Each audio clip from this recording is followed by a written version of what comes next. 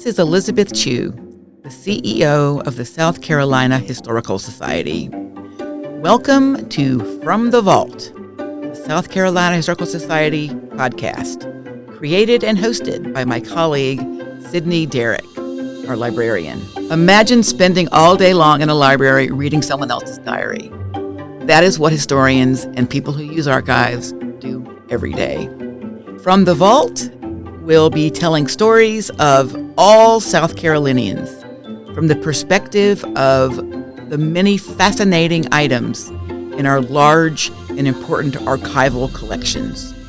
Hello and welcome to From the Vault, the South Carolina Historical Society podcast.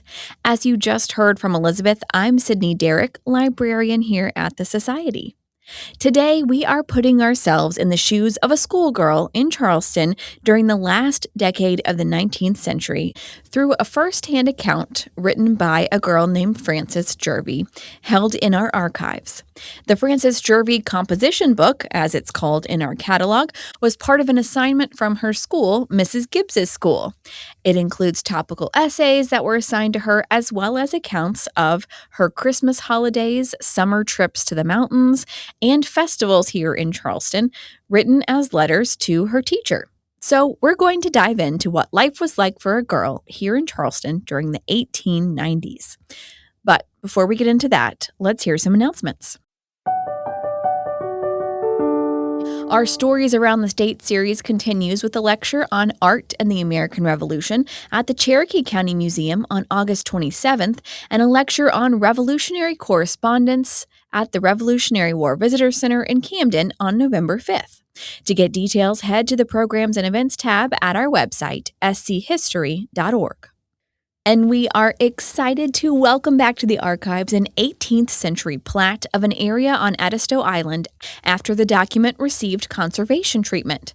The plat shows Indian Point in the area of Botany Bay on Edisto Island, and it was so heavily damaged that researchers were unable to glean much information from it. Conservation treatment involved removing the backing that was added in the early 20th century, flattening and repairing the damaged areas with Japanese paper and wheat starch paste, reattaching the loose fragments, and reinforcing the edges. It also had been separated into two halves over time, so those were rejoined, resulting in a stable and legible plat. We are so grateful for donations that fund this conservation work, and the newly repaired and preserved plat is available for researchers to view in our archives.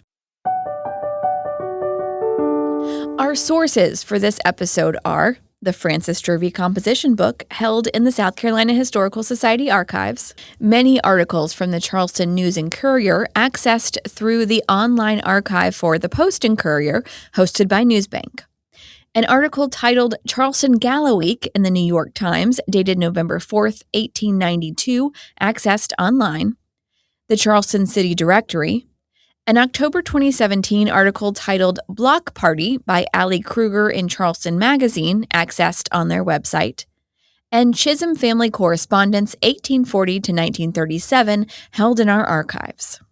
So let's talk a little about the writer of the journal we're discussing today, Frances Jervey. She was born in Charleston in 1880 to her parents, Arthur Postel Jervey and Hannah Hayward Trappier Jervey. Her father died when she was around 3 years old, and it doesn't seem like her mother ever remarried. She had 3 siblings, 2 sisters named Ellen and Elizabeth, and a brother, James Trappier, who went by Trappier. During her childhood, she and both of her sisters attended Mrs. Gibbes' school, which was at 38 Cumming Street in downtown Charleston. Fun fact, if you're familiar with present-day Charleston, the building where the school was located is currently the Chi Omega sorority house. So we're going to go through her journal and take her life in order and talk more about her adulthood at the end of the episode. But for now, let's dive into the life of a 9-year-old in 1889. Her first entry in her composition book, where she discusses her own life, is in October of 1889, and she writes about going to the circus, most of which involved animals at the time. She writes, "Dear Miss Gibbes, I went to the circus yesterday. There was a large menagerie. In one of the cages was a white ox with a hump on its back. In the next cage was a funny-looking bird. Ellen knows its name. I saw a lion and a lioness and a little baby lion. There were also 2 wild boars, a giraffe, an elk, an antelope, a zebra, and a lot of little monkeys. One of the monkeys tried to climb up on the bars of the cage and he fell down flat, and another monkey was eating a stick of candy. I saw a good many leopards. When we went into the next place, we saw chariots and little ponies harnessed to them. There were many funny-looking cows. I saw dromedary and 4 elephants of all sizes. We next went into the circus and got our seats. Then the parade came in. In the parade, there were 2 men on elephants dressed up in spangles. A little boy did many wonderful things, and a lady went up on a rope by her teeth. Your pupil, Frances Jervey. The circus that Frances went to was probably John Robinson's circus, which was traveling through Charleston with one-day shows on October 17, 1889, according to articles in the Charleston News and Courier. And while Frances seems to have been enchanted by the show, not everyone was. In an article 2 days afterwards, someone wrote in the newspaper that the money the circus made off Charlestonians was quite a lot, while the experience left something to be desired. The writer interviewed a father who said there was no starting time listed anywhere, so he missed half of it and still spent about $9. He declared that he would never patronize another one-night circus. Another man listed his complaints about the cost to the article writer and then said, quote, "The circus withdrew from circulation in Charleston a moderate estimate $5,000 inside of 10 hours. But what's the odds? Charleston is rich and can afford it," end quote. So it seems that some opinions of the city's population haven't changed much since the late 1800s. Frances's second entry that describes a bit about her life is about the Christmas holidays of that year, 1889, which she writes to her teacher about when she returns to school in January of 1890. The entry reads, "Dear Miss Gibbes, I will write and tell you how I spent my Christmas holidays. On Christmas Eve, we all hung up our stockings. I hung up too. In the night, Ellen and Trappier woke me up and told me to look in my stocking. I was too lazy to get up, so they got them for me. In one, I found a pair of bedroom slippers. In the other, I found a large paper of dolls. My doll was a lady, Ellen's was a gentleman and 2 little boys, and Elizabeth's was a nurse holding a baby and a little boy and girl. Ellen and Trappier told me to come down, but I said no. In the morning, I got a silver thimble, a game of Puss in the Corner, a story of Robin Hood, and an album. When I went downstairs, I received another doll, a game of Dr. Fusby, a box of paper, a little purse, and 2 books. One was called Madge and Her Friends. The other was called Aesop's Fables. My other presents were a pound of candy and a manicure set. I enjoyed the holidays very much. Your loving pupil, Frances Jervey." At this point in her life, the Jervey family, which consisted of Frances, Mom Hannah, and Frances's 3 siblings, lived with Frances's Jervey grandparents at 21 George Street in Charleston, which is today a condo building. But it was only a couple of blocks for the Jervey sisters to walk to school every day, and they probably would have walked right by the College of Charleston's Randolph Hall, where, spoiler alert, Frances and her sister Ellen will spend some time later in life. If you're not familiar with Charleston, but you've seen the movie The Notebook, and you remember the scene where Rachel McAdams' character is walking with her girlfriends at college when the handsome soldier she helped in the hospital comes to thank her, that's the street the Jervey girls probably would have walked down to get to school every day, just a few decades before the time period of that movie.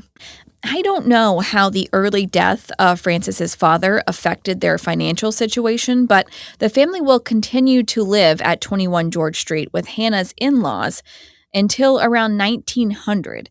It seems that with the help of the Jervey family, who were well-known and prominent Charlestonians, they managed just fine. On October 11th, 1890, Frances writes in her composition book about her summer visit to Skyland in western North Carolina. And I'm not sure if that's pronounced Skyland or Skyland, but it's an area of western North Carolina. The mountains have long been a popular summer destination for families living in the low country of South Carolina. So of this trip during her summer, Frances writes, "Dear Miss Gibbes, I had a very nice time at Skyland this summer. Ellen gathered a great many leaves and flowers for the botany. I suppose you have heard that St. Clair is coming on Sunday, for which I am glad. Every day we went out for a walk and gathered pretty flowers. One day, Aunt Maria came down from Hot Springs a few days after she was married, and she had on some of her presents. One was a very pretty bracelet that Uncle Lewis gave. It was a sort of knot in the middle and had blue enameled flowers on it and a chain falling. In the middle of the knot was a diamond. I cannot explain it exactly. She also wore a pair of pins that Annie gave her. One night we had tableau. Ellen, Betty, and myself acted. Some of the acts were very pretty. The Chisholms went to Skyland the day we went, Alice Chisholm and Susie Chisholm. Ellen, Betty, and myself belonged to a society, and we had a basket at Skyland in which we put things we made and sold them for $8.60 and gave it to the society. I did not write you at all, which I ought to have done. I will close now. Your loving pupil, Frances Jervey. So the tableau that she mentions there was a popular activity at the time where the, quote, actors were essentially models, and they would put together a stationary scene that could be witnessed by an audience or photographed. If you've ever seen festivals where they recreated famous paintings with living people, it's the same type of thing. I know that was part of an episode of the TV show Gilmore Girls back in the day, which is why I'm familiar with it. The Chisholm family that Frances writes about were cousins of the Jervey girls through their father's side, and they remained close throughout their lives. Later that same month, October of 1890, Frances writes another entry, this one about the trades display during Gala Week. Gala Week will come up again in Frances's writing, so let's talk about what it was. It began in 1887, the year after a massive earthquake severely damaged Charleston's buildings and infrastructure.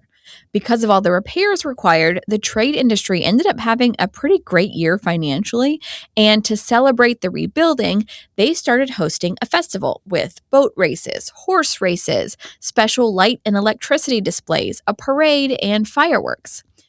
The trades display was the parade part of the event where the different organizations who had helped rebuild the city had parade floats, basically, that they built to impress all of those in the city. And Frances's description of it sounds so entertaining. There was a band, a float that depicted ancient Pompeii with a red light burning to represent the lava, a wagon of colored ice, a fish market display float with real fish, and a float with men standing among palmetto trees pointing their gun at an alligator. I have to imagine that this was paper mache or something, this alligator, but Frances does not specify. But after that description of the different floats, she goes on to write, after the parade, we walked down King Street. I think the David's clothing store was the prettiest, though it did not have the lanterns like Ledgerton, and Macmillan's window was very pretty indeed. The Palmetto Arch was beautiful with green and red and all kinds of colors of lights. When we reached that arch, we turned around and went home. I think that the whole parade was very pretty indeed. Your loving pupil, Frances Jervey. 2 years later, we see an entry titled A Description of a Day in the Summer of 1892. Here, Frances writes about she, her older sisters, and friends performing more tableaux of several works of art, including The Little Lady of Spain, Cleopatra's Death, and Lucrezia Borgia. They also performed a play written by Frances, although of it she writes, quote, the play was very stupid and had not the semblance of a plot, our costumes being the only thing that was good, end quote. In October of 1892, Frances writes another description of Gala Week for her teacher, this time describing the sights and lights of Gala Week at night. She writes, we started off after supper. Mama, Mamie Grant, and I went to see the illuminations. As we walked down Meeting Street, we seemed driven by an irresistible force.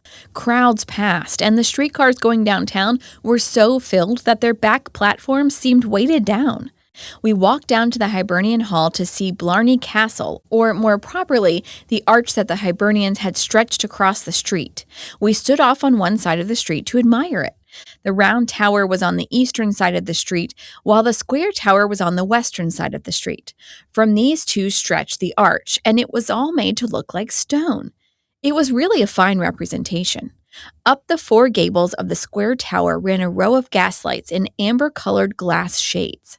Along the zigzag top of the tower and arch, the amber lights still ran. The under portion of the arch was bordered by a row of tiny Irish green gas lights. The only ornaments it had besides these were a golden Irish harp on each side and a very conventionalized three-leaved shamrock on top. The gas lights, which the shamrock was made up of, were extremely small and when seen from the street gave the appearance of the most brilliant diamonds. There was a staircase reaching to the square tower from the hall yard. We did not know what it was, but as we were looking in, we saw some people going up the stairs. So Mamie and I went in and up the steps. We went into a nice little room in the tower with the matting on the floor and some steps up one side. There was a table at one side and a few chairs placed around. On the table was a book and lead pencil, and we wrote our names in it. Then we went up the steps to where they had an arrangement that they called the Blarney Stone. I did not kiss it, but Mamie did, and then we came down. We went on King Street and looked at the decorations there, but they were not as pretty as the Blarney Arch. I have to imagine that seeing something like this was pretty extraordinary for Frances because she went into such great detail about the arch, and I really want someone to recreate this thing. The New York Times featured a small article about Gala Week in Charleston that same year, and it described the recreation of the American Revolution's Battle of Sullivan's Island. They reported the number of people watching at 40,000 and called it, quote, the most elaborate and successful pyrotechnic display ever seen south of New York. And also wrote, the seawall along the eastern city front was packed with people. The mansions on the Battery were brilliantly illuminated, and every point of vantage was occupied by sightseers, end quote. We also have a really interesting poster in the archives that was used to advertise the 1892 Gala Week. It lists all the activities and it gives you a sense of the excitement surrounding it. So we're going to put that up on our social media that accompanies this episode, so you can check that out there. Incidentally, in the spring of 1892, so a few months before she wrote this entry about Gala Week, Frances won an award at school for proficiency in her studies, which I think is evident in some of the vocabulary words that she uses in her writing. It's pretty impressive. The last entry where she describes anything about herself is one titled, What I Would Like for Breakfast. And this one is from April of 1894. So she is 13 years old at this point. And the entry gives us a good idea about what kinds of breakfast foods a teenager, at least one of some means, considered delicacies in the 1890s. She writes, I think I would first like for my breakfast an orange, sitting in a charming little orange cup and scooped out with a mite of a spoon. Then a juicy section of grapefruit would come next, so much surrounded and filled with ice as to be almost frozen. I would bury it under a heap of pulverized sugar and allow the sugar to soak through the juicy interior. After this, I would proceed to something more solid, say a petit filet de boeuf, dressed with Saratoga chips and parsley. At my side, I would choose some steaming cocoa to be set in an eggshell cup painted with field daisies. Ending my repast with some of the most appetizing buckwheat cakes in the world, these to be eaten with luscious maple syrup. While at the table, I would sit in a delightful high-backed chair with my feet resting on a stool.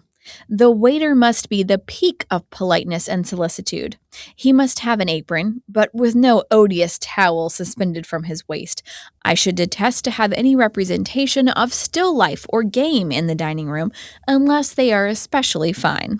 So she seems sure of what she wants there, and looking at the rest of her life, it seems she lived that way too. After graduating from Mrs. Gibbes' school in 1899, Frances went on to attend library courses at Simmons College in Boston and returned to Charleston to work as a librarian, first at the College of Charleston from 1905 to 1918, and then at the Charleston Library Society, where she worked until she retired in 1950. She was involved with organizations and projects around Charleston and lived most of her adult life at 71 Rutledge Avenue, where her mother moved around 1900 initially. And sadly, she was the first of her siblings to die in October of 1959 at the age of 79, just about 9 years after she retired from the Library Society. She was buried in the graveyard at St. Philip's Church, where she had been a member for most of her adult life. Well, that's going to do it for this episode. I loved that look at life more than a century ago through the eyes of a child, and I hope you learned as much as I did from those scenes where Frances described her life in the 1890s. We'll see you next month for another look into South Carolina history based on documents we hold in our archives. Thanks so much for joining us.